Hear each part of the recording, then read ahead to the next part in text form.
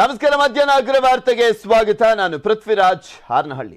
ಭಾರತ್ ಜೋಡೋ ಶುರುವಾದ ಜಾಗದಲ್ಲೇ ಕೇಸರಿ ರಣಕಹಳೆ. ಗುಂಡ್ಲುಪೇಟೆಯಲ್ಲಿ ಅಮಿತ್ ಶಾ ರೋಡ್ ಶೋಗೆ ಸಿದ್ಧತೆಯನ್ನು ಮಾಡಿಕೊಳ್ಳಲಾಗಿದೆ.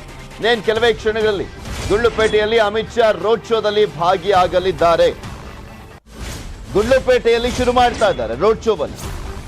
ಕೇಂದ್ರ ಗೃಹ ಸಚಿವ ಅಮಿತ್ ಶಾ ರೋಡ್ ಶೋಗೆ ರಣ ಬಿಸಿಲಿನಲ್ಲೂ ಕೂಡ ಕಾದು ನಿಂತಿದ್ದಾರೆ ಜನ. ರೋಡ್ ಶೋ ಮಾರ್ಗದುದ್ದಕ್ಕೂ ಕೂಡ ರಾರಾಜಿಸ್ತಾ ಇರುವಂತ ಬಿಜೆಪಿ ಬಾವುಟ. ಕೆಲ ಹೊತ್ತಲ್ಲೇ ಗುಂಡ್ಲುಪೇಟೆಯಲ್ಲಿ ಅಮಿತ್ ಶಾ ರೋಡ್ ಶೋವನ್ನ ಮಾಡಲಿದ್ದಾರೆ. ಗುಂಡ್ಲುಪೇಟೆಗೆ ಆಗಮಿಸಿರುವಂತದ್ದು ಕೇಂದ್ರ ಗೃಹ ಸಚಿವ ಅಮಿತ್ ಶಾ ಅವರು ಗುಂಡ್ಲುಪೇಟೆಯ ಹೆಲಿಪ್ಯಾಡ್ಗೆ ಆಗಮಿಸಿದ್ದಾರೆ. ಬಿಜೆಪಿಯ ಚುನಾವಣಾ ಚಾಣಕ್ಯ.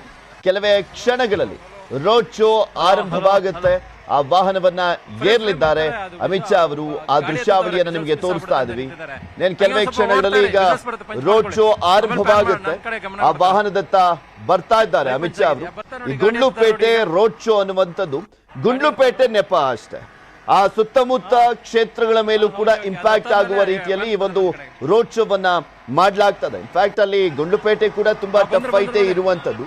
ಬಿಜೆಪಿಗೆ ಗೆದ್ದೇ ಗೆಲ್ತಾರೆ ಅನ್ನುವಂತ ಒಂದು ಕಾನ್ಫಿಡೆನ್ಸ್, ಓವರ್ ಕಾನ್ಫಿಡೆನ್ಸ್ ಅಂತೂ ಇಲ್ಲ ಅಲ್ಲಿ. ಈ ಬಾರಿ ತುಂಬಾ ಫೈಟ್ ಇರುವಂತದ್ದು. ಪಕ್ಷೇತರವಾಗಿ ಬಿಜೆಪಿಯಲ್ಲಿ ಟಿಕೆಟ್ ಸಿಗುವಂತ ನಿರೀಕ್ಷೆಯಲ್ಲಿದ್ದಂತ ಒಬ್ರು ಪಕ್ಷೇತರವಾಗಿ ನಿಂತಿರುವಂತ ಹಿನ್ನೆಲೆಯಲ್ಲಿ ಅಲ್ಲಿ ಬಿಜೆಪಿಗೆ ಈ ಬಾರಿ ಕಬ್ಬಿಣದ ಕಡಲೆ. ಯಾಕೆಂದ್ರೆ ಗೆದ್ದಿದ್ದಂತಂದ್ರೆ 4,000 ರಿಂದ 5,000 ಮತಗಳ ಅಂತರದಲ್ಲಿ. ನಿಮಗೆ ದೃಶ್ಯಾವಳಿಗಳಲ್ಲಿ ತೋರಿಸ್ತಾ ಇದ್ವಿ. ಅಮಿತ್ ಶಾ ಅವರು ಬಂದಿರುವಂತಹ ಸಂದರ್ಭದಲ್ಲಿ ಜೈಕಾರವನ್ನು ಹಾಕ್ತಾ ಇದ್ದಾರೆ.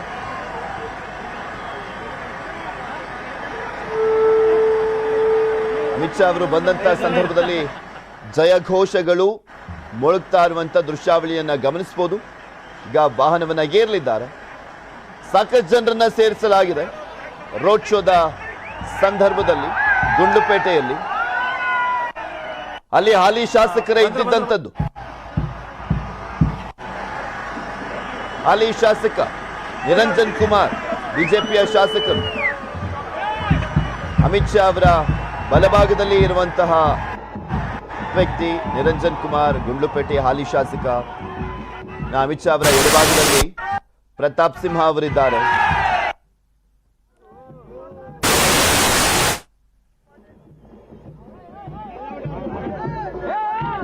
ಗುಂಡ್ಲುಪೇಟೆ ಸುತ್ತಮುತ್ತ, ಗುಂಡ್ಲುಪೇಟೆ ಕೇಂದ್ರಿತವಾಗಿ ನೋಡೋದಾದ್ರೆ ಅದರ ಸುತ್ತ ಚಾಮರಾಜನಗರ, ಹನ್ನೂರು, ಕೊಳ್ಳೇಗಾಲ, ಟಿ ನರಸೀಪುರ, ನಂಜನಗೂಡು, ವರ್ಣ ಬರುತ್ತೆ. ಸೊ ಹೀಗಾಗಿನೇ ಆ ಒಂದು ಕ್ಷೇತ್ರವನ್ನ ಸೆಲೆಕ್ಟ್ ಮಾಡಿಕೊಳ್ಳಲಾಗಿದೆ ಅಂತ ಹೇಳಲಾಗ್ತಾ ಇದೆ. ಯಾಕೆಂದ್ರೆ ಈ ಒಂದು ರೋಡ್ ಶೋದ ಪ್ರಭಾವ ಸುತ್ತಮುತ್ತ ಕ್ಷೇತ್ರಗಳಲ್ಲೂ ಆಗ್ಲಿ ಅನ್ನುವಂತ ದೃಷ್ಟಿಯಲ್ಲಿ ರೋಡ್ ಶೋವನ್ನ ಹಮ್ಮಿಕೊಳ್ಳಲಾಗಿದೆ ಅಂತ ಹೇಳಲಾಗ್ತಾ ಇರುವಂತದ್ದು. ಇಲ್ಲಿ ಮುಗಿಸ್ಕೊಂಡು ನೆಕ್ಸ್ಟ್ ಸಕಲೇಶ್ಪುರ ತಾಲೂಕಿನ ಆಲೂರಿನಲ್ಲಿ ರೋಡ್ ಶೋ ಇರುತ್ತೆ ಅಮಿತ್ ಶಾ. ಅದು ಇವತ್ತು 2 ಕಡೆ ರೋಡ್ ಶೋ ಇರುವಂತದ್ದು. ಚಾಮುಂಡಿ ತಾಯಿಗೆ ವಿಶೇಷವಾದಂಥ ಪೂಜೆಯನ್ನ ಸಲ್ಲಿಸಿ ಗುಂಡ್ಲುಪೇಟೆಗೆ ಆಗಮಿಸಿದ್ರು. ಈಗ ಆಲ್ರೆಡಿ ಬಂದಿದ್ದಾರೆ. ಈ ರೋಡ್ ಶೋ ಈಗ ಆರಂಭ ಆಗ್ತಾ ಇದೆ.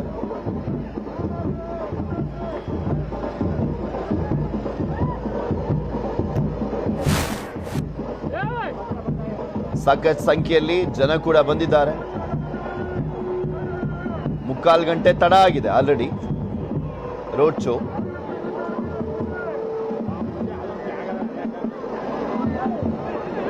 ಗುಂಡ್ಲುಪೇಟೆಯಲ್ಲಿ ನಡೀತಾ ಇರುವಂತಹ ರೋಡ್ ಶೋ ಇದು.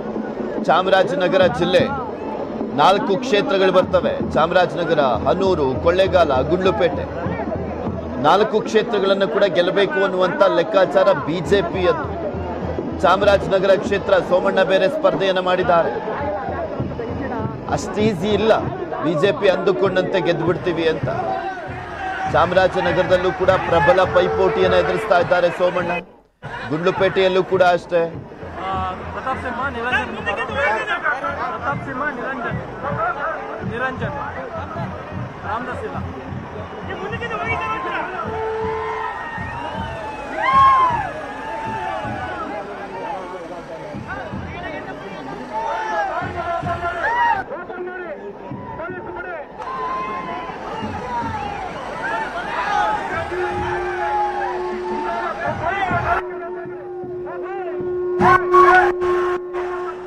ಜನರನ್ನ ಸ್ವಲ್ಪ ಗರಂ ಆಗಿ ಮಾತನಾಡ್ತಿದ್ದಾರೆ. ಸ್ವಲ್ಪ ಮೂವ್ ಆಗ್ಲಿಕ್ಕೋಸ್ಕರ ಮೋಸ್ಟ್ ಪ್ರಾಬಲಿ ಸೂಚನೆ ಕೊಡ್ತಾ ಇದ್ದಾರೆ ಅಂತ ಕಾಣಿಸುತ್ತೆ. ಚಾಮರಾಜನಗರ, ನಾನು ಹೇಳ್ತಾ ಇದ್ದೆ, ಚಾಮರಾಜನಗರ ಜಿಲ್ಲೆಯಲ್ಲಿ ಈ ಬಾರಿ ತುಂಬಾ ಟಫ್ ಫೈಟ್ ಇದೆ. ಹನೂರು ಕ್ಷೇತ್ರದಲ್ಲಿ JDS ಕಾಂಗ್ರೆಸ್ ನಡುವೆ ಪೈಪೋಟಿ ನಡೀತಾ ಇರುವಂಥದ್ದು. ಅಲ್ಲಿ ಬಿಜೆಪಿ ಅಭ್ಯರ್ಥಿ ಕೊಟ್ಟಿರುವಂಥ ಹಿನ್ನೆಲೆಯಲ್ಲಿ ಆ ಕ್ಷೇತ್ರದಲ್ಲಿ ಸಾಕಷ್ಟು ಜನ ಬಿಜೆಪಿ ಟಿಕೆಟ್ ಆಕಾಂಕ್ಷಿಗಳಿದ್ರು. ಅವರ ಅಸಮಾಧಾನವನ್ನು ವ್ಯಕ್ತಪಡಿಸಿದ್ದಾರೆ. ಆ ಕ್ಷೇತ್ರದ ಮೇಲೂ ಇಂಪ್ಯಾಕ್ಟ್ ಆಗುತ್ತೆ ಅನ್ನುವಂಥ ನಿರೀಕ್ಷೆಯನ್ನು ಇಟ್ಕೊಂಡಿದ್ದಾರೆ ಬಿಜೆಪಿಯವರು ಈ ಒಂದು ರೋಡ್ ಶೋ. ಚಾಮರಾಜನಗರದಲ್ಲೂ ಕೂಡ ಅಷ್ಟೇ. ಚಾಮರಾಜನಗರದಲ್ಲಿ ಸೋಮಣ್ಣ ಸ್ಪರ್ಧೆಯನ್ನು ಮಾಡಿರುವಂಥದ್ದು. ಅಲ್ಲೂ ಗೆದ್ದೇ ಬಿಡ್ತಾರೆ ಅನ್ನುವಂತಹ ಒಂದು ಓವರ್ ಕಾನ್ಫಿಡೆನ್ಸ್ ಇಲ್ಲ, ಕಾನ್ಫಿಡೆನ್ಸ್ ಕೂಡ ಇಲ್ಲ, ಗೆಲ್ಲಲೇಬೇಕಾಗಿದೆ. ಸೊ ಹೀಗಾಗಿ ಹೆಚ್ಚಿನ ಪ್ರಚಾರವನ್ನು ಮಾಡಬೇಕಾಗಿರುವಂಥದ್ದು. ಇನ್ನು ಗುಂಡ್ಲುಪೇಟೆ ಕ್ಷೇತ್ರ, ಅಲ್ಲಿ ಗೆದ್ದಿರುವಂಥದ್ದು 4-5 ಸಾವಿರ ಮತಗಳ ಅಂತರದಲ್ಲಿ ನಿರಂಜನ್ ಕುಮಾರ್. ಅಲ್ಲಿ ಪಕ್ಷೇತರವಾಗಿ ಬಿಜೆಪಿ ಟಿಕೆಟ್ ಆಕಾಂಕ್ಷಿತರೊಬ್ಬರು ಸ್ಪರ್ಧೆಯನ್ನು ಮಾಡಿರುವಂಥ ಹಿನ್ನೆಲೆಯಲ್ಲಿ ದೊಡ್ಡ ಮಟ್ಟದಲ್ಲಿ ಡ್ಯಾಮೇಜ್ ಆಗುತ್ತೆ ಅನ್ನುವಂಥ ಒಂದು ಲೆಕ್ಕಾಚಾರ ಇರುವಂಥದ್ದು.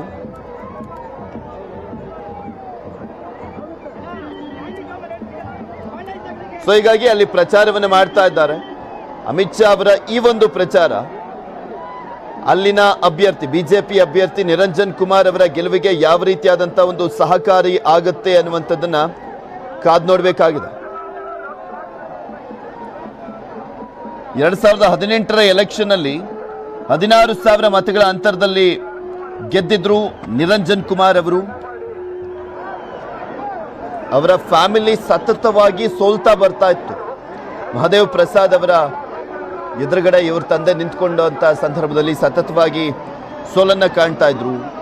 ಆಮೇಲೆ 2013ರ ಸಂದರ್ಭದಲ್ಲಿ ನಿರಂಜನ್ ಕುಮಾರ್ ಅವರು KJPಯಿಂದ ನಿಂತಿದ್ರು. KJPಯಿಂದ ನಿಂತು 7,000 ಮತಗಳ ಅಂತರದಲ್ಲಿ ಸೋಲನ್ನು ಕಂಡಿದ್ರು. ಈ ಬಾರಿ ಭಾರಿ ವಿರೋಧ ಅಲ್ಲಿನ ಕೆಲವರು ನಾಯಕರು ವ್ಯಕ್ತಪಡಿಸಿದ್ರು ನಿರಂಜನ್ ಕುಮಾರ್ ಅವರ ವಿರುದ್ಧ. ಆ ಒಂದು ಒಗ್ಗಟ್ಟನ್ನ ಪ್ರದರ್ಶನ ಮಾಡುವಂತ ನಿಟ್ಟಿನಲ್ಲೂ ಕೂಡ ಅಮಿತ್ ಶಾ ಅವರ ರೋಡ್ ಶೋ ಸಹಕಾರಿ ಆಗ್ತಾ ಇದೆ ನಿರಂಜನ್ ಕುಮಾರ್ಗೆ. ಇದ್ರ ಬಗ್ಗೆ ಇನ್ನಷ್ಟು ಮಾಹಿತಿಯನ್ನು ನೀಡ್ತಾರೆ ನಮ್ಮ ಪ್ರತಿನಿಧಿ ಕೃಷ್ಣ, ನಮ್ಮ ಜೊತೆ ನೇರ ಸಂಪರ್ಕದಲ್ಲಿ ಜಾಯಿನ್ ಆಗ್ತಾ ಇದ್ದಾರೆ. ಕೃಷ್ಣ, ಅಮಿತ್ ಶಾ ಅವರ ರೋಡ್ ಶೋದ ನೇರ ದೃಶ್ಯಾವಳಿಯನ್ನ ನೋಡ್ತಾ ಇದ್ವಿ. ಯಾವ ರೀತಿಯಾಗಿ ಜನ ಸೇರಿದ್ದಾರೆ, ಈ ಒಂದು ರೋಡ್ ಶೋ ಅಲ್ಲಿನ ಅಭ್ಯರ್ಥಿಗೆ ಯಾವ ರೀತಿಯಾದಂತ ಒಂದು ಆನೆ ಬಲವನ್ನ ತಂದಂತ ಆಗ್ತಾ ಇದೆ?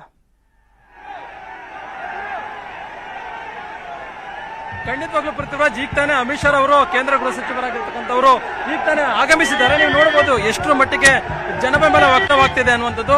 ಅಮಿತ್ ಶಾ ಅವರು ಎಲ್ಲ ಒಂದ್ ಕಡೆ ಈ ಒಂದು ಭಾಗಕ್ಕೆ ಭೇಟಿ ಕೊಟ್ಟಿರುವಂತದ್ದು. ಈ ಭಾಗದಲ್ಲಿ ಕಾರ್ಯಕರ್ತರನ್ನ ಹುಮ್ಮಸ್ಸು ಮತ್ತೆ ಉತ್ಸಾಹವನ್ನ ಮೂಡಿಸಬೇಕು, ಅದಕ್ಕೋಸ್ಕರವಾಗಿನೇ ಕಾರ್ಯಕರ್ತರನ್ನ ಬ್ಯಾರಿಕೇಡ್ ಅಕ್ಕಪಕ್ಕದಲ್ಲಿ ಪೊಲೀಸರನ್ನ ಇರಿಸುವಂತ ಒಂದು ಕೆಲಸವನ್ನು ಮಾಡಿದ್ರು.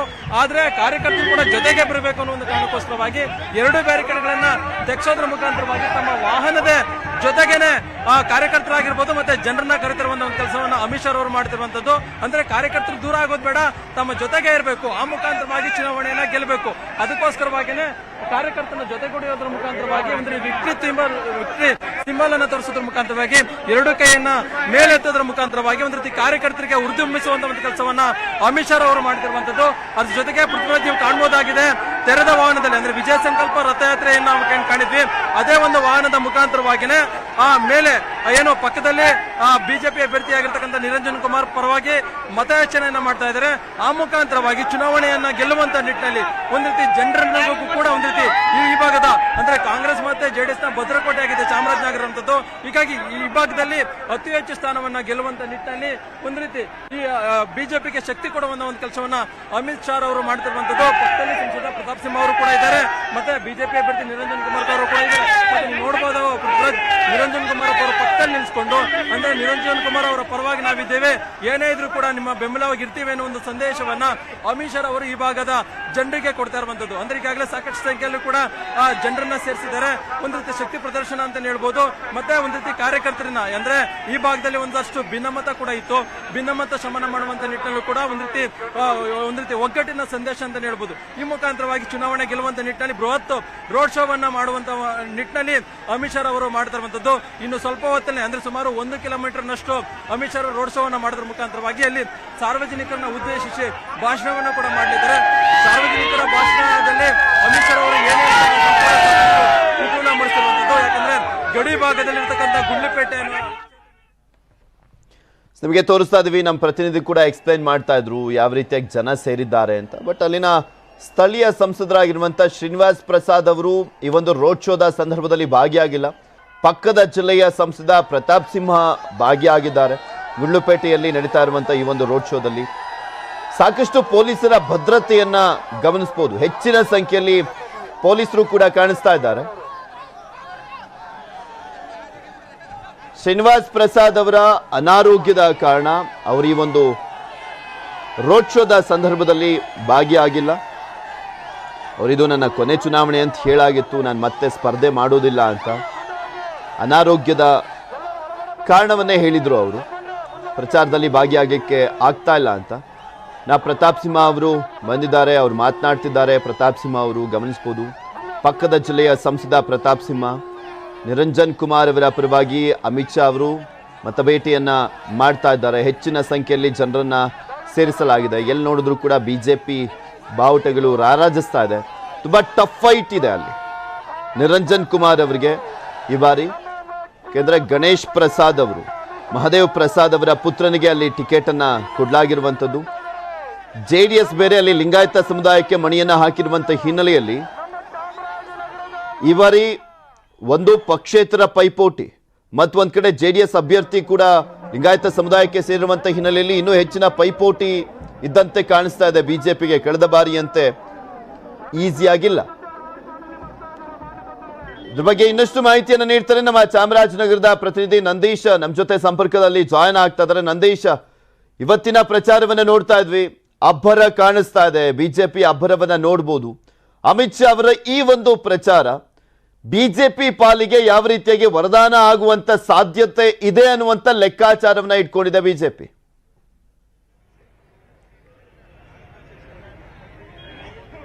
ಹೌದು, ಖಂಡಿತ ಅಮಿತ್ ಶಾ ಅವ್ರು ಬಂದರೆ ಒಂದು ವೈಬ್ರೇಷನ್ ಕ್ರಿಯೇಟ್ ಆಗುತ್ತೆ. ಏನು ಅವ್ರಿಗೆ ಸ್ವಲ್ಪ ವೀಕ್ ಇದೆ ಅದೆಲ್ಲ ಸ್ವಲ್ಪ ಅವ್ರಿಗೆ ಬಲ ತುಂಬುತ್ತೆ ಅನ್ನೋ ಕಾರಣದಿಂದ ಗುಂಡ್ಲುಪೇಟೆ ಕ್ಷೇತ್ರವನ್ನು ಆಯ್ಕೆ ಮಾಡ್ಕೊಂಡಿದ್ದಾರೆ. ಜೊತೆಗೆ ಏನು ರಾಹುಲ್ ಗಾಂಧಿ ಅವರು ಇಲ್ಲಿ ಭಾರತ್ ಜೋಡೋ ಯಾತ್ರೆಯನ್ನು ಆರಂಭಿಸಿದರು, ಅದೇ ಸ್ಥಳದಿಂದ ಆರಂಭಿಸಬೇಕು ಅಂತ ಹೇಳಿ ಅಮಿತ್ ಶಾ ಅವರು ಇವತ್ತು ಈ ಕೆಲವೇ ಹೊತ್ತಿನಲ್ಲಿ ಈಗ ರೋಡ್ ಶೋ ಆರಂಭಿಸಿದ್ದಾರೆ. ಅದು ಈಗ ರಾಷ್ಟ್ರೀಯ ದರ 766 ಮುಖಾಂತರ ಬರ್ತಾ ಇದೆ. ನಾವೀಗ ಎಂಡಿಂಗ್ ಪಾಯಿಂಟ್ ಏನು ಹಳೆ ಬಸ್ ನಿಲ್ದಾಣ ಎಂಡಿಂಗ್ ಪಾಯಿಂಟ್ ಇದ್ದೀವಿ, ಇಲ್ಲಿ ಅವರು ಸಾರ್ವಜನಿಕರನ್ನು ಉದ್ದೇಶಿಸಿ ಮಾತನಾಡಿದ್ದಾರೆ. ಯಾಕೆಂದ್ರೆ ನಿರಂಜನ್ಗೆ ಸ್ವಲ್ಪ ವೀಕ್ ಇದೆ. ಯಾಕೆಂದ್ರೆ ಆ ಭಾಗದ ಆ ಒಂದು ಪಕ್ಷದಲ್ಲಿ ಒಬ್ಬ ಬಿಜೆಪಿ ಅಭ್ಯರ್ಥಿ ಒಂದು ಟಿಕೆಟ್ ಬಯಸಿದಂತ ಸುನೀಲ್ ಕುಮಾರ್ ಅವರಿಗೆ ಟಿಕೆಟ್ ಸಿಕ್ಕಿಲ್ಲ, ಹಾಗಾಗಿ ಅವರು ಬಂಡೆಯನ್ನು ಸ್ಪರ್ಧೆ ಮಾಡಿದ್ದಾರೆ. ಜೊತೆಗೆ ಇನ್ನೊಬ್ಬ ಕಡಮೂರು ಮಂಜುನಾಥ್ ಅಂತ JDS ಇದ್ದಾರೆ, ಅವರು ಸಹ ನಿರಂಜನ್ ಜೊತೆ ಹಿಂದೆ ಇದ್ರು. ಅವರೆಲ್ಲ ಲಿಂಗಾಯತ ಮತಪಟ್ಟಿಗೆ ಕೈ ಹಾಕೋದ್ರಿಂದ ಮತ್ತೆ ಬಿಜೆಪಿ ಮತಪಟ್ಟಿಗೆ ಕೈ ಹಾಕೋದ್ರಿಂದ ಎಲ್ಲೋ ಒಂದ್ ಕಡೆ ಇದು ನಿರಂಜನ್ಗೆ ತೊಂದರೆ ಆಗುತ್ತೆ ಅನ್ನೋ ಒಂದು ಲೆಕ್ಕಾಚಾರಗಳು ಕಂಡು ಬರ್ತವೆ. ಹಾಗಾಗಿ ಈ ಒಂದು ಕೇಂದ್ರವಾಗಿ ಇಟ್ಕೊಂಡು ಇಲ್ಲಿ ಪ್ರಚಾರವನ್ನು ಆರಂಭಿಸಿದರೆ ಇದು ಯಾವ ರೀತಿ ಫಲ ಕೊಡುತ್ತೆ ಅನ್ನೋದನ್ನ ಕಾದು ನೋಡಬೇಕಾಗಿದೆ ಪೃಥ್ವಿರಾಜ್. ಮತ್ತೆ ಇದು ಬರೀ ಗುಂಡ್ಲುಪೇಟೆ ಮಾತ್ರ ಕೇಂದ್ರಿತವಾಗಲ್ಲ, ಸುತ್ತಮುತ್ತ ಕ್ಷೇತ್ರಗಳನ್ನು ಕೂಡ ಕಾನ್ಸಂಟ್ರೇಟ್ ಮಾಡಿದ್ದಾರೆ ಅಂತ ಹೇಳಲಾಗ್ತಾ ಇತ್ತು. ನಿಜಕ್ಕೂ ಅದು ವರ್ಕೌಟ್ ಆಗುತ್ತೆ ಅಂತ ಅನ್ಸುತ್ತಾ?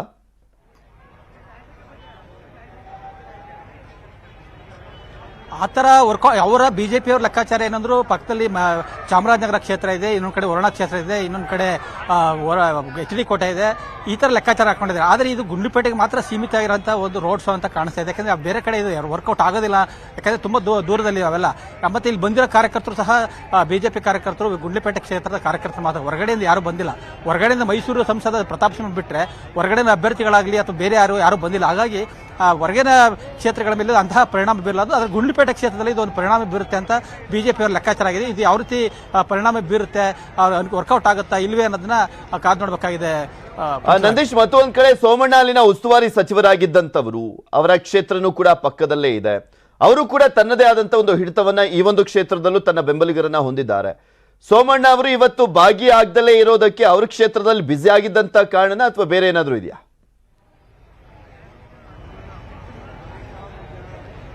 ಬೇರೆ ಯಾವುದೋ ಕಾರಣ ಇಲ್ಲ. ಯಾಕಂದ್ರೆ MP ಸುನೀಲ್ ಅಂತ ಏನು ಬಂಡೆಯ ಅಭ್ಯರ್ಥಿದ್ರು, ಅವ್ರನ್ನ ಮೊನ್ನೆನೇ ಕರೆದು ವಾಪಸ್ ತಗೊಳ್ಳಕ್ಕೆ ಮನವೊಲಿಸಿದ್ದಾರೆ. ಆದರೆ ಬಂಡೆಯ ಅಭ್ಯರ್ಥಿ ಸುನೀಲ್ ಅವರು ಯಾವುದೇ ಕಾರಣಕ್ಕೂ ತಗೊಳ್ಳಿಲ್ಲ ಅಂತೇಳಿ ಕಡಖಂಡಿತವಾಗಿ ಹೇಳಿದ್ರಿಂದ ಸೋಮಣ್ಣ ಅದರಲ್ಲಿ ವಿಫಲರಾದ್ರು ಅಂತಾನೆ ಹೇಳ್ಬೋದು. ಯಾಕಂದ್ರೆ ಸೋಮಣ್ಣ ಅಂದ್ರೆ ಅದ್ರ ಬದಲು ಸಂಧಾನ ವಿಫಲ ಆಯಿತು ಅಂತಾನೆ ಹೇಳ್ಬೋದು. ಈಗ ಸೋಮಣ್ಣ ವರುಣಾ ಕ್ಷೇತ್ರದಲ್ಲಿ ಅಲ್ಲಿ ಸ್ವಲ್ಪ ಟಫ್ ಫೈಟ್ ಇರೋದ್ರಿಂದ ವರುಣಾ ಕ್ಷೇತ್ರದತ್ತ ಅಲ್ಲಿ ತುಂಬಾ ಪ್ರಚಾರದಲ್ಲಿ ತೊಡಗಿದ್ದಾರೆ, ಅಲ್ಲಿ ಕಾನ್ಸಂಟ್ರೇಟ್ ಮಾಡ್ತಾ ಇದ್ದಾರೆ.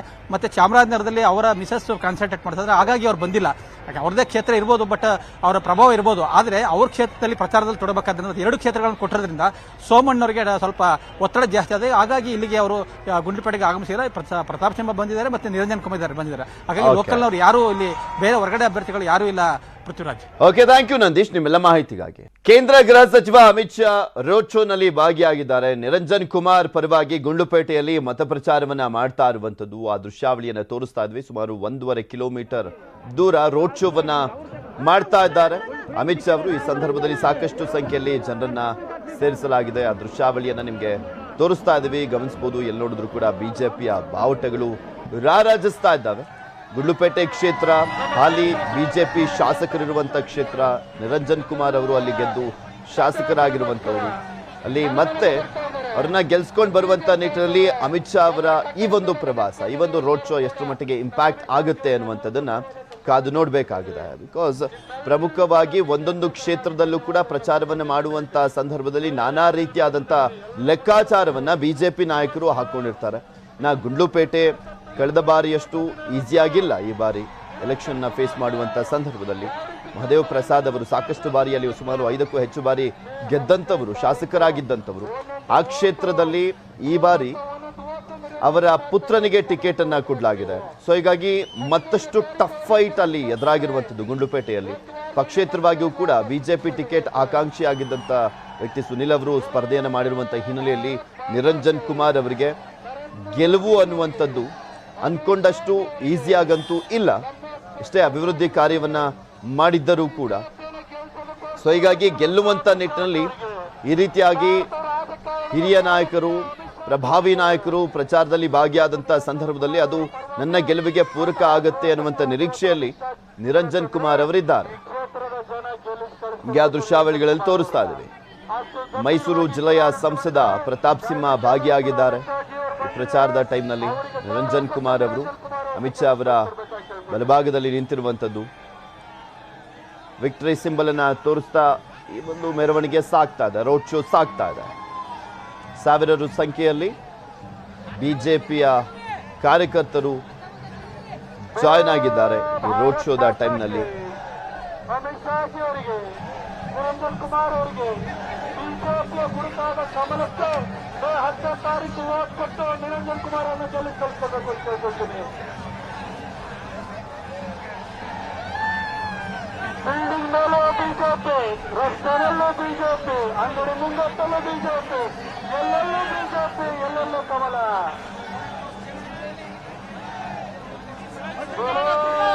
ಭಾರತ್ ಮಾತಾ ಕಿ.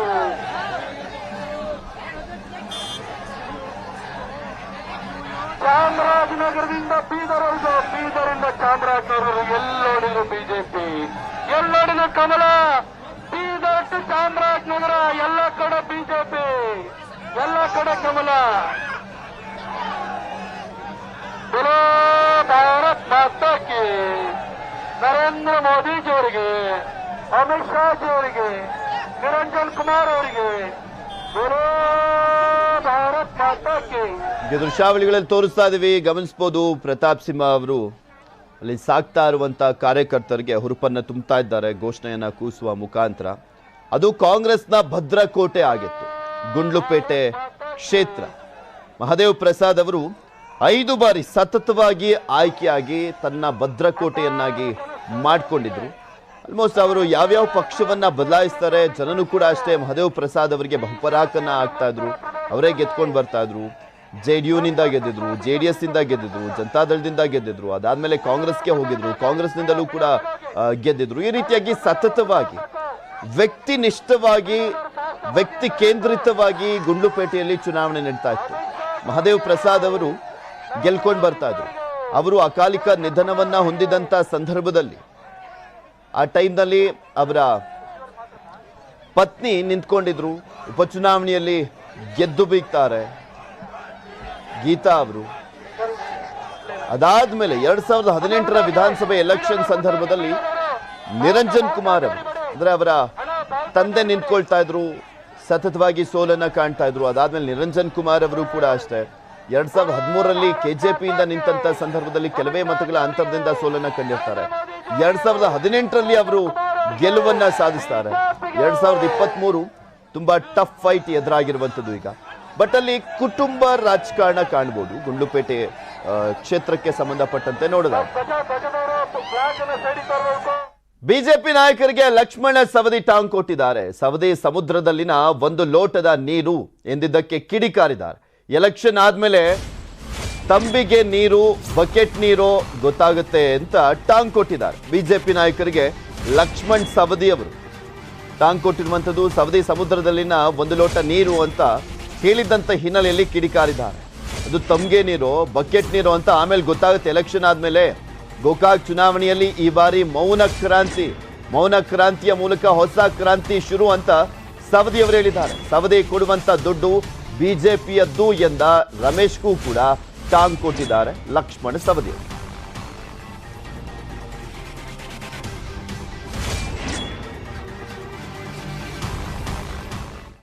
ಅವ್ರ ಭಾವನೆಯಲ್ಲಿ ಒಂದು ಲೋಟ ನೀರೇ ಇರ್ಬೋದು, ಇಲ್ಲಂತ ಯಾರು ಹೇಳ್ತಾರೆ. ಅವ್ರ ಭಾವನೆ ಹಾಗಿರ್ಬೋದು. ನಾವು ಜಗದೀಶ್ ಶೆಟ್ಟರ್ ಅವರು ನಮಗೆ ಅವಮಾನ ಆಗಿರ್ತಕ್ಕಂಥದ್ದು, ನಮ್ಮನ್ನೇ ತಿರಸ್ಕಾರ ಭಾವನೆಯಿಂದ ನೋಡಿರ್ತಕ್ಕಂಥದ್ದು ಮತ್ತು ಹಂತದಲ್ಲಿ ಕೂಡ ನಮಗೆ ಅವಮಾನಿಸಿರ್ತಕ್ಕಂಥದ್ದನ್ನು ನಾವು ಪ್ರತಿಭಟಿಸಿ ನಾವು ಹೊರಗೆ ಬಂದಿರ್ತೀವಿ. ಅವ್ರ ದೃಷ್ಟಿಯಲ್ಲಿ ಹೆಂಗೆ ಇರ್ಬೋದು ನೋಡೋಣ. ಚುನಾವಣೆ 13ನೇ ತಾರೀಕು ಲೋಟ ನೀರು, ತಂಬಿಗೆ ನೀರು, ಬಕೆಟ್ ನೀರು ಏನಾಗುತ್ತೆ ನೋಡೋಣ.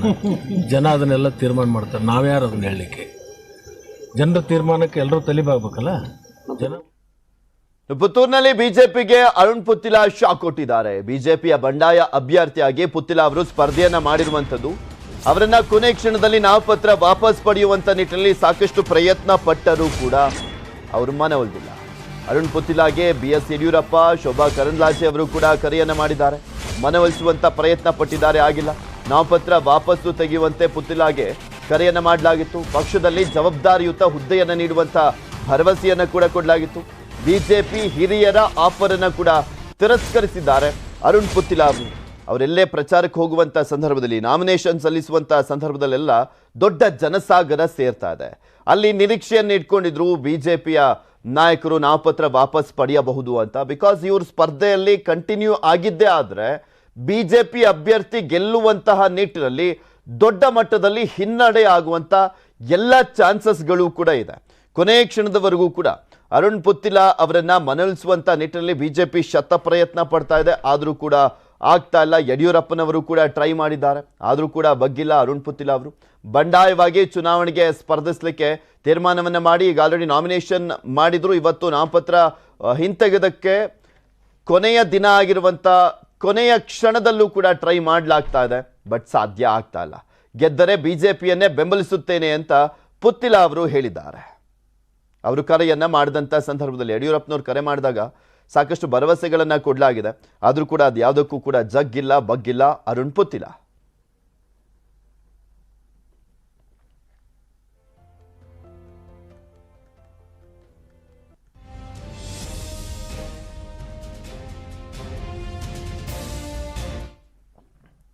ರಾಜ್ಯದಲ್ಲಿ ವಾತಾವರಣ ಚೆನ್ನಾಗಿದೆ. ನಮಗೆ 125ರಿಂದ 130 ಸ್ಥಾನ ಬರುತ್ತೆ ಅಂತ ಶಿವಮೊಗ್ಗದಲ್ಲಿ BS ಯಡಿಯೂರಪ್ಪ ವಿಶ್ವಾಸವನ್ನ ವ್ಯಕ್ತಪಡಿಸಿದ್ದಾರೆ. ಅಮಿತ್ ಶಾ ಮೋದಿ ಪ್ರವಾಸದಿಂದ ನಮಗೆ ಹೆಚ್ಚು ಸೀಟ್ ಬರುತ್ತೆ ಅಂತ BS ಯಡಿಯೂರಪ್ಪನವರು ಹೇಳಿಕೆಯನ್ನ ಕೊಟ್ಟರು. ರಾಜ್ಯದಲ್ಲಿ ವಾತಾವರಣ ತುಂಬ ಚೆನ್ನಾಗಿದೆ. ನಾವು 130-135 ಸೀಟ್ ಗೆಲ್ಲೋದ್ರಲ್ಲಿ ಯಾವುದೇ ಅನುಮಾನ ಇಲ್ಲ. ಪ್ರಧಾನಿ ನರೇಂದ್ರ ಮೋದಿಯವರು ಬರ್ತಾ ಇದ್ದಾರೆ, ಅಮಿತ್ ಶಾ ಬರ್ತಾ ಇದ್ದಾರೆ ರಾಜ್ಯಕ್ಕೆ. ಇವರೆಲ್ಲದರ ಪರಿಣಾಮ ನಾವು 135-140 ಸೀಟ್ ಗೆದ್ದು ಕರ್ನಾಟಕದಲ್ಲಿ ಸರ್ಕಾರ ರಚನೆ ಮಾಡ್ತೇವೆ. ಇದರಲ್ಲಿ ಯಾವುದೇ ಅನುಮಾನ ಇಲ್ಲ. ರಾಜ್ಯ ನಮ್ಮ ಸಮಾಜದ ಬಗ್ಗೆ ಸಿದ್ದರಾಮಯ್ಯ ಹಗುರವಾಗಿ ಮಾತನಾಡಿದ್ದಾರೆ. ವಿಪಕ್ಷ ನಾಯಕ ಅನ್ನುವ ಬಗ್ಗೆ ಅರಿವಿಲ್ಲದೆ ಮಾತನಾಡ್ತಾ ಇದ್ದಾರೆ. ಲಿಂಗಾಯತ CM ಬಗ್ಗೆ ಸಿದ್ದು ಹೇಳಿಕೆಗೆ BS ಯಡಿಯೂರಪ್ಪನವರು ಗರಂ ಆಗಿದ್ದಾರೆ. ಜನ ಸಿದ್ದರಾಮಯ್ಯ ಅವರಿಗೆ ತಕ್ಕ ಉತ್ತರವನ್ನ ಕೊಡ್ತಾರೆ. ಸಿದ್ದರಾಮಯ್ಯ ಗೆಲ್ಲೋದು ಕಷ್ಟ ಆಗುತ್ತೆ ಅಂತ BS ಯಡಿಯೂರಪ್ಪನವರು ಹೇಳಿದ್ದಾರೆ. ಆ ರೀತಿ ನಾವು ತಂತ್ರವನ್ನ ಮಾಡ್ತಾ ಇದ್ದೇವೆ ಅಂತ ಯಡಿಯೂರಪ್ಪನವರು ಸ್ಟೇಟ್ಮೆಂಟ್ ಕೊಟ್ಟರು. ಜನ ಸಿದ್ದರಾಮಯ್ಯ ಅವರಿಗೆ ತಕ್ಕ ಉತ್ತರ ಕೊಡ್ತಾರೆ. ಸಿದ್ದರಾಮಯ್ಯ ಅವರು ಕೂಡ ಗೆಲ್ಲುವಂಥದ್ದು ತುಂಬಾ ಕಷ್ಟ ಆಗುತ್ತೆ, ನೋಡ್ತಾ ಇರಿ ಅಂತ ಹೇಳಿದ್ರು BSY. ಹಗುರವಾಗಿ ಮಾತನಾಡಿದ್ದಾರೆ. ಅದಕ್ಕೆ ತಕ್ಕ ಉತ್ತರವನ್ನು ಸಮಾಜದವರು ಕೊಡ್ತಾರೆ. ಇತ್ತೀಚೆಗೆ ಒಬ್ಬ ವಿರೋಧ ಪಕ್ಷದ ನಾಯಕ ಅನ್ನೋದನ್ನು ಅರಿವಿಲ್ಲದೇನೆ ಬೇಜವಾಬ್ದಾರಿಯಿಂದ ಮಾತನಾಡುವಂಥದ್ದು ಅವರಿಗೆ ಶೋಭೆ ತರುವಂಥದ್ದಲ್ಲ. ಸೊ ಕಾಂಗ್ರೆಸ್ ಮುಳುಗ್ತಾ ಇರುವಂಥ ಹಡಗು, ಅವ್ರ ಜೊತೆಗೆ ಯಾರೂ ಹೋಗೋದಿಲ್ಲ ಅಂತ ಅವ್ರಿಗೂ ಗೊತ್ತಿದೆ. ಸೋಲು ನಿಶ್ಚಿತ. ಹೀಗಾಗಿ ಭಾಳ ಹಗುರವಾಗಿ ಟೀಕೆ ಮಾಡ್ತಾ ಇದ್ದಾರೆ.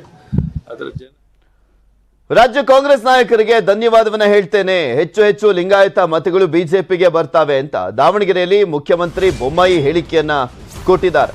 ಸಿದ್ದರಾಮಯ್ಯನವರ ಹೇಳಿಕೆಯನ್ನ ಸೇರಿಸಿ ಅವರು ಮಾತನಾಡಿರುವಂಥದ್ದು. ಹೆಚ್ಚು ಹೆಚ್ಚು ಲಿಂಗಾಯತ ಮತಗಳು ಬಿಜೆಪಿಗೆ ಬರ್ತವೆ. ನಾನು ರಾಜ್ಯ ಕಾಂಗ್ರೆಸ್ ನಾಯಕರಿಗೆ ಧನ್ಯವಾದವನ್ನ ಹೇಳ್ತೇನೆ. ಕಳೆದ ಬಾರಿಗಿಂತ ಹೆಚ್ಚು ಲಿಂಗಾಯತ ಮತ ಬಿಜೆಪಿಗೆ ಬರ್ತವೆ. ಕಾಂಗ್ರೆಸ್ ನಾಯಕರ ಹೇಳಿಕೆಗಳು ಬಿಜೆಪಿಗೆ ಪ್ಲಸ್ ಆಗುತ್ತೆ. ಸಿದ್ದರಾಮಯ್ಯ ಹೇಳಿಕೆ ತಿರುಚಿಲ್ಲ, ಅವರೇ ಬದಲಿಸಿಕೊಂಡಿದ್ದಾರೆ ಅಂತಲೂ ಕೂಡ ಟಾಂಗ್ ಕೊಟ್ಟರು ಸಿದ್ದರಾಮಯ್ಯನವರಿಗೆ ಬಸವರಾಜ ಬೊಮ್ಮಾಯಿ.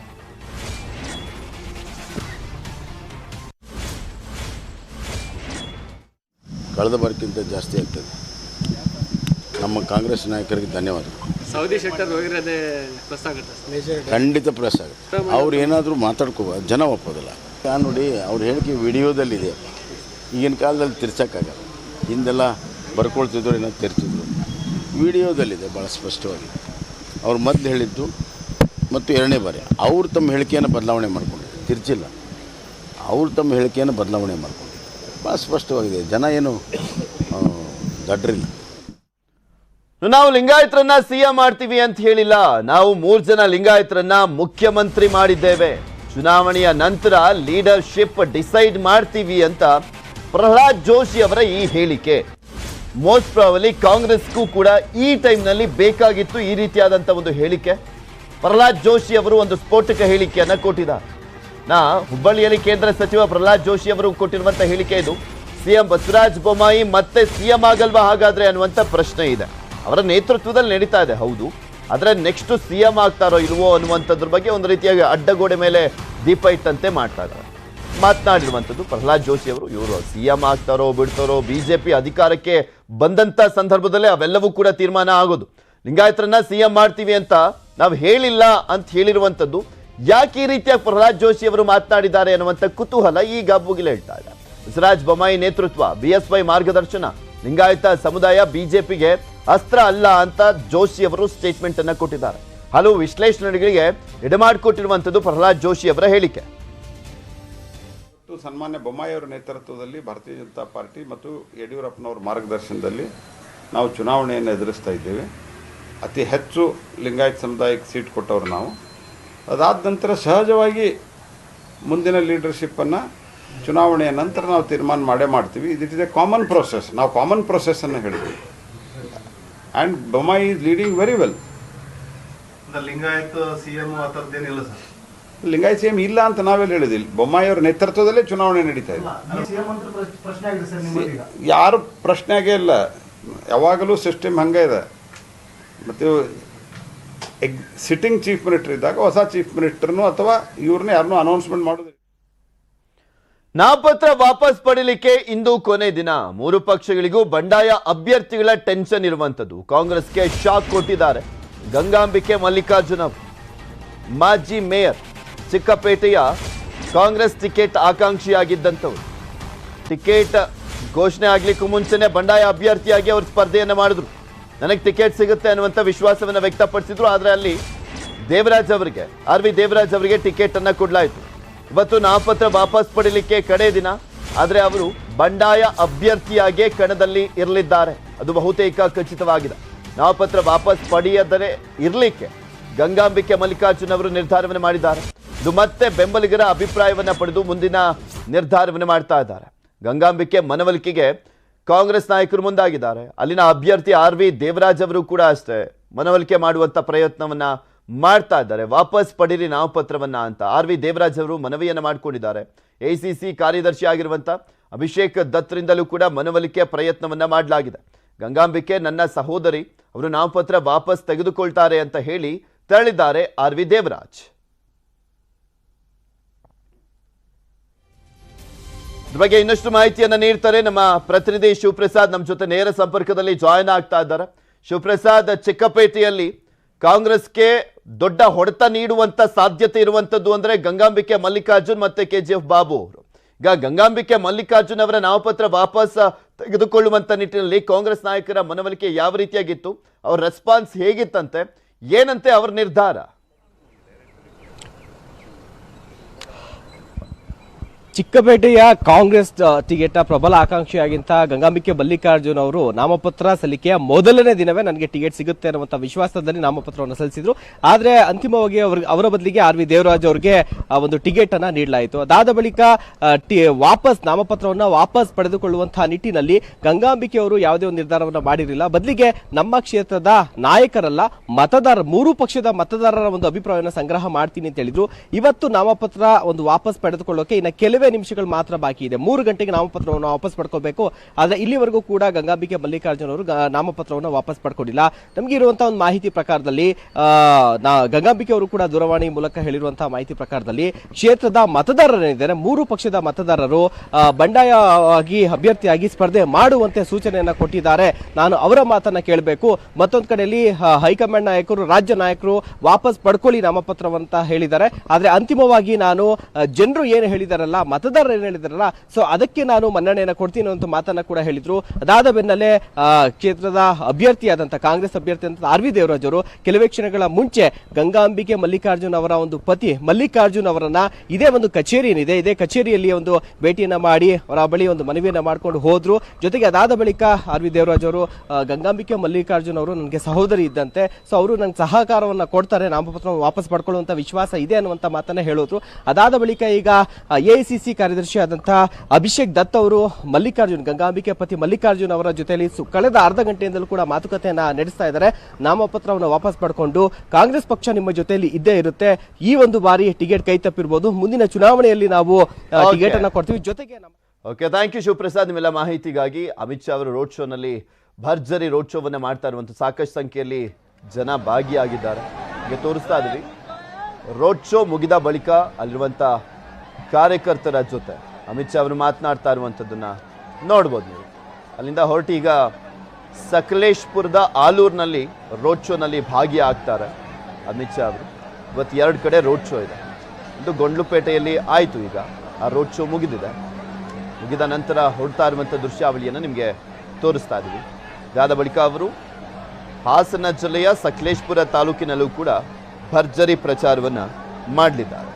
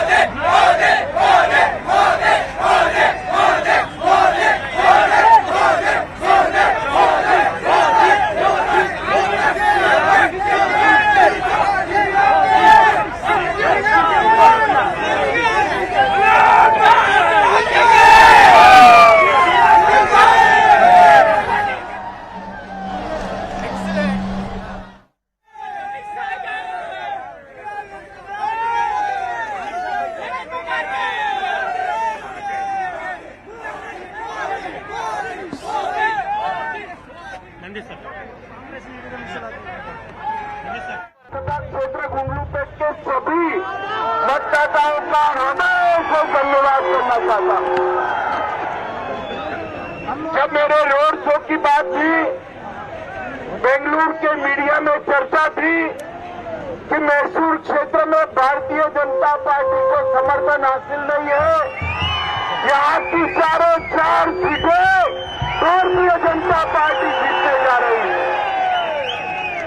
इस बार कर्नाटक चुनाव में भारतीय जनता पार्टी पूर्ण बहुमत के साथ सरकार बनाकर दक्षिण में भारतीय जनता पार्टी की एंट्री को फिर से एक बार मजबूत करने जा रही है। मोदी जी के नेतृत्व में डबल इंजन सरकार बनने जा रही है। मोदी जी और हमारे सीएम बोम्मई जी ने कर्नाटक के विकास के लिए ढेर सारे काम किए हैं। कांग्रेस पार्टी आज भी तुष्टीकरण की राजनीति कर रही है।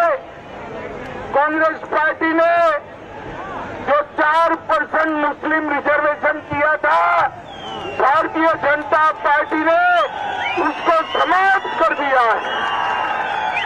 इसके साथ साथ लिंगायत, वोकलिगा, ओबीसी, एससी और एसटी इसके रिजर्वेशन को बढ़ाने का काम किया है। कांग्रेस के अध्यक्ष कहते हैं कि हम अगर सत्ता में आते हैं, वो अगर सत्ता में आएंगे तो मुस्लिम रिजर्वेशन फिर से लाएंगे। आप चाहते हैं मुस्लिम रिजर्वेशन फिर से आए?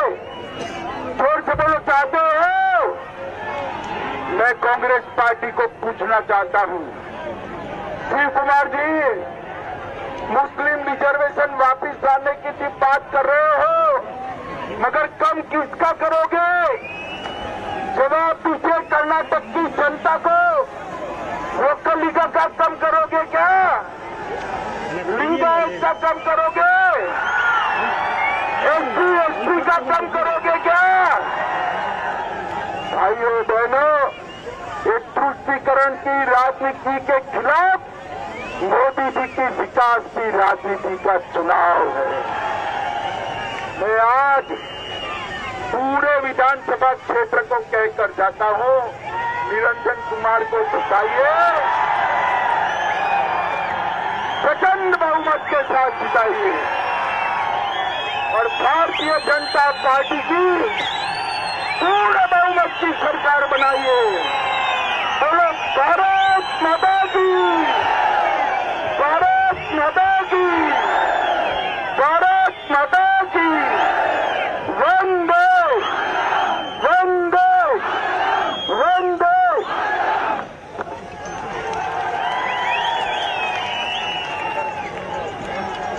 Welcome back. ನಾಮಪತ್ರ ವಾಪಸ್ ಪಡೆಯಲಿಕ್ಕೆ ಗಂಗಾಂಬಿಕೆ ನಿರ್ಧಾರವನ್ನ ಮಾಡಿದ್ದಾರೆ. ಕಾಂಗ್ರೆಸ್ ಅಭ್ಯರ್ಥಿ ಆರ್.ವಿ. ದೇವರಾಜ್ ಮನವೊಲಿಕೆ ಯಶಸ್ವಿ ಆಗಿದೆ.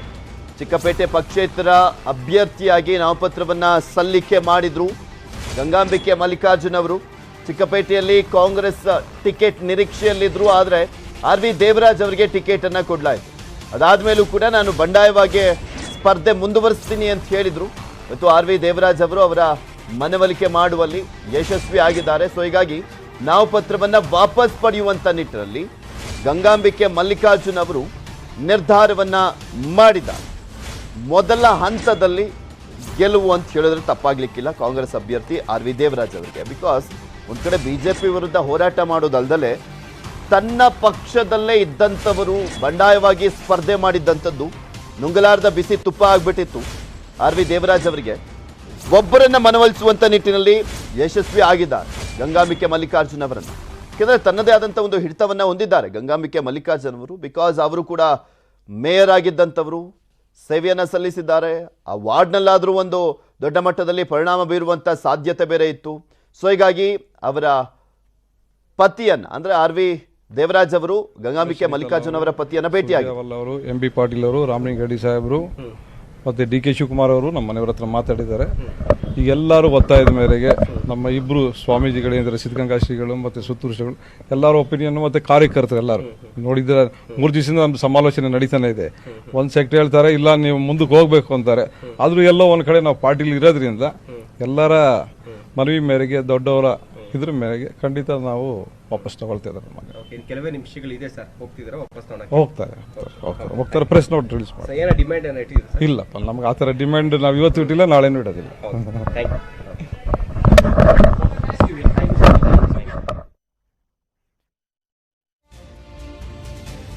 ಗಂಗಾಂಬಿಕೆ ಮಲ್ಲಿಕಾರ್ಜುನ್ ಅವರ ಪತಿ ಮಾತನಾಡಿದ್ರು. ಮಲ್ಲಿಕಾರ್ಜುನ್ ಅವರು ವಾಪಸ್ ಪಡಲಿಕ್ಕೆ ನಿರ್ಧಾರ ಮಾಡಿದ್ದೀವಿ. ಸಿದ್ದರಾಮಯ್ಯನವರು, ಎಂ.ಬಿ. ಪಾಟೀಲ್ ಅವರೆಲ್ಲರೂ ಕೂಡ ನಮಗೆ ಹೇಳಿದ್ದಾರೆ, ನಾವಿನ್ನೂ ಕೂಡ ಕಾಂಗ್ರೆಸ್ ಪಕ್ಷದಲ್ಲೇ ಇದ್ದೀವಿ. ಸುತ್ತೂರು ಶ್ರೀಗಳಾಗಿರ್ಬೋದು, ಸಿದ್ಧಗಂಗಾ ಶ್ರೀಗಳು ಕೂಡ ಸಲಹೆಯನ್ನು ಕೊಟ್ಟಿದ್ರು ಅಂತ. ಆಮೇಲೆ ಪಕ್ಷೇತರವಾಗಿ ನಿಂತ್ಕೊಂಡು ಹೋರಾಟ ಮಾಡಿ ಗೆಲ್ಲುವಂಥದ್ದು ಈಸಿ ಅಂತೂ ಅಲ್ವೇ ಅಲ್ಲ. ಒಂದು ಪಕ್ಷದ ಚಿಹ್ನೆಯ ಅಡಿಯಲ್ಲಿ ನಿಂತ್ಕೊಂಡು ಹೋರಾಟ ಮಾಡೋದು ಬೇರೆ, ಪಕ್ಷೇತರವಾಗಿ ನಿಂತ್ಕೊಂಡು ಹೊಸದಾದಂಥ ಒಂದು ಚಿಹ್ನೆಯಲ್ಲಿ ಜನರಿಗೆ ಅದನ್ನ ರಿಜಿಸ್ಟರ್ ಮಾಡಿಸಿ ಗೆಲ್ಲುವಂಥದ್ದು ಇದೆಯಲ್ಲ, ಅದು ದೊಡ್ಡ ಹರಸಾಹಸ ಪಡಬೇಕಾಗುತ್ತೆ. ಪಕ್ಷೇತರವಾಗಿ ಸಾಕಷ್ಟು ಜನ ನಿಂತು ತಮ್ಮ ರಾಜಕೀಯ ಭವಿಷ್ಯವನ್ನೇ ಅಂತ್ಯ ಮಾಡ್ಕೊಂಡಿರುವಂಥದ್ದನ್ನ ನೋಡಿದೀವಿ ಸಾಕಷ್ಟು ಬಾರಿ. ಸೊ ಹೀಗಾಗಿ ಪಕ್ಷೇತರವಾಗಿ ಚುನಾವಣೆಯನ್ನೇ ಎದುರಿಸೋದು ಎಷ್ಟರ ಮಟ್ಟಿಗೆ ಸವಾಲು ಅಂತ ಅವ್ರಿಗೂ ಕೂಡ ಗೊತ್ತಿರುವಂಥ ಹಿನ್ನೆಲೆಯಲ್ಲಿ ಈ ನಿರ್ಧಾರಕ್ಕೆ ಬಂದಂತಾನೆ ಕಾಣಿಸ್ತಾ ಇದೆ.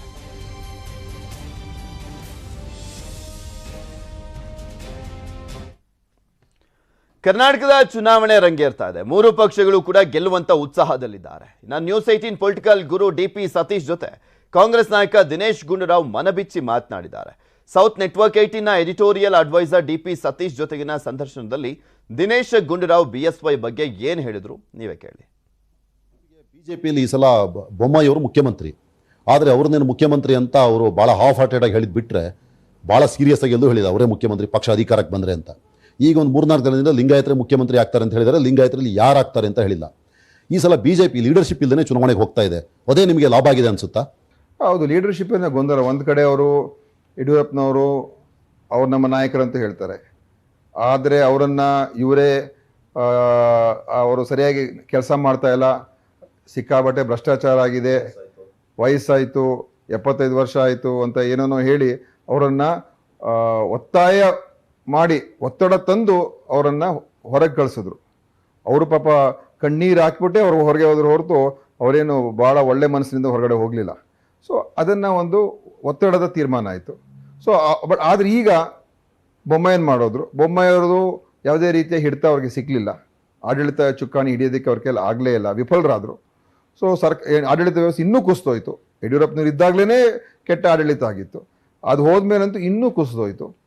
ಈಗ ಡೆಸ್ಪರೇಟ್ ಆಗವರು ಮತ್ತೆ ಯಡಿಯೂರಪ್ಪ ಅವರೇ ನಮ್ಮ ನಾಯಕರಂತ ಹೇಳ್ಕೊಂಡು ತಿರುಗಾಡ್ತವ್ರೆ. ಯಾರನ್ನ ರಿಟೈರ್ ಮಾಡಿಬಿಟ್ರು ಅವರೇ ನಮ್ಮ ನಾಯಕರಂತ ಹೇಳ್ಕೊಂಡು ತಿರುಗಾಡಿದ್ರೆ ಇದೇ ದೊಡ್ಡ ಕನ್ಫ್ಯೂಷನ್ ತಾನೆ. ಅವರೇನು ಕಂಟೆಸ್ಟ್ ಮಾಡ್ತಾ ಇಲ್ಲ, ಅವ್ರೇನು ಮುಂದೆ ಚುನಾವಣೆ ನಿಲ್ತಾ ಇಲ್ಲ, ಮತ್ತು ಮುಂದೆ ಅವರೇನು ಮುಖ್ಯಮಂತ್ರಿ ಆಗ್ತೀವಿ, ಕೇಂದ್ರದ ಮಂತ್ರಿ ಆಗ್ತೀವಿ ಅಂತ ಏನೇನೂ ಇಲ್ಲ. ಎಲ್ಲ ಅವರು ಯಾವುದೇ ಒಂದು ವಿಚಾರದಲ್ಲಿ ಏನು ಕಾಣಿಸ್ತಾ ಇಲ್ಲ. ಬಟ್ ಅವರೇ ನಮ್ಮನ್ನು ಲೀಡ್ರು ಅಂತ ಹೇಳ್ಕೊಂಡು ತಿರುಗಾಡಿದ್ರೆ ಮತ್ತು ಜನರಿಗೆ ಕನ್ಫ್ಯೂಷನ್ ತಾನೆ. ಮತ್ತು ಅನೇಕ ಜನರನ್ನು ಸೀನಿಯರ್ ಲೀಡರ್ಸ್ನ ಕಡೆಗಣಿಸ್ಬಿಟ್ಟಿದ್ದಾರೆ. ಅವರ ಆಂತರಿಕ RSS, BJP, ಸಂತೋಷು, ಜೋಶಿ, ಇವ್ರದ್ದೆಲ್ಲ ರಾಜಕಾರಣ, ಇವ್ರದ್ದು ಏನೇನು ಮಾಡ್ತಾ ಇದ್ದಾರೋ ಗೊತ್ತಾಗ್ತಾ ಇಲ್ಲ. ಸೊ ಈ ಕನ್ಫ್ಯೂಷನ್ ಅಂತೂ ಜನರಲ್ಲಿದೆ. ಈಗ ಒಂದು ಕಡೆ ಬೊಮ್ಮಾಯಿ ಪಾಪ ಮುಖ್ಯಮಂತ್ರಿ, ಆದರೆ ಅವರೊಂಥರ ಒಂದು ಉತ್ಸವ ಮೂರ್ತಿ ಅಷ್ಟೇ. ಏನು ಅದಕ್ಕೇನು ಅದಕ್ಕೆ ಶಕ್ತಿ ಇಲ್ಲ, ಬಲ ಇಲ್ಲ, ಏನಿಲ್ಲ. ಅವ್ರಿಗೆ ಪಾಪ ಯಾವ ಡೆಸಿಷನ್ ಕೂಡ ಎಷ್ಟು ಮಟ್ಟಿಗೆ ಅವರು ಮಾತು ಕೇಳಿದರೋ ಇಲ್ವೋ ಗೊತ್ತಿಲ್ಲ. ಸೊ ಈ ಥರ ಮುಖ್ಯಮಂತ್ರಿನ ದುರ್ಬಲ ಮಾಡಿಬಿಟ್ರು, ಇರೋವಂಥ ಮುಖ್ಯಮಂತ್ರಿನ ದುರ್ಬಲ ಮಾಡಿದ್ರು. ಇನ್ನೊಂದು ಕಡೆ ಪರ್ಯಾಯ ನಾಯಕತ್ವ ಇಲ್ಲ. ದಿನೇಶ್ ಗುಂಡೂರಾವ್ ಅವರ ಸಂಪೂರ್ಣ ಸಂದರ್ಶನ ಇಂದು ಸಂಜೆ 6 ಗಂಟೆಗೆ ಪ್ರಸಾರ ಆಗುತ್ತೆ, ತಪ್ಪದೆ ನೋಡಿ. ಈಗ ಇನ್ಫ್ರಾ ಮಾರ್ಕೆಟ್ ಅರ್ಪಿಸುವಂತ ವೆದರ್ ರಿಪೋರ್ಟ್ ನೋಡೋಣ.